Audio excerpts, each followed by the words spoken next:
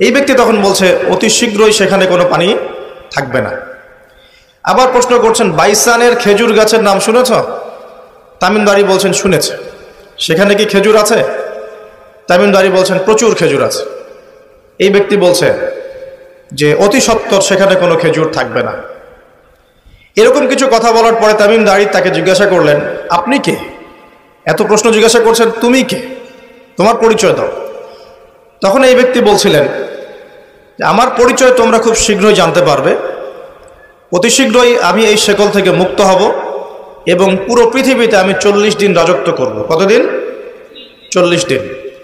তবে মক্কা এবং মদিনায় আমি প্রবেশ করতে পারবো না, কারণ সেখানে প্রবেশ করতে ধরলেই দেখা যাবে আল্লাহর ফেরেশতারা খোলা তরবারি হাতে মক্কা মদিনা পাহারা দিচ্ছে।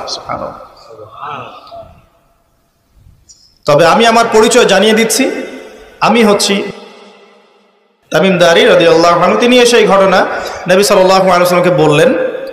বলার পরে নবী সাল্লাল্লাহু আলাইহি ওয়াসাল্লাম তার চেহারাটা উজ্জ্বল হয়ে উঠল।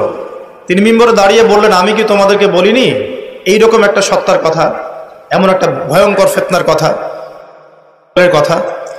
সাহাবীরা বললেন, হ্যাঁ আপনি বলেছিলেন। তামিমদারি আজকে সেটাই দেখে এসেছে, তোমাদেরকে সেই ঘটনা সে ব্যক্ত করছে। এখান থেকে আমরা বুঝতে পারলাম যে একটা দ্বীপের মধ্যে বন্দী ছিল বা আছে, হয় ছিল বা আছে। এখন ছিল না এখনো আছে, এর উত্তর খুঁজতে হলে আরেকটা হাদিস দেখতে হবে।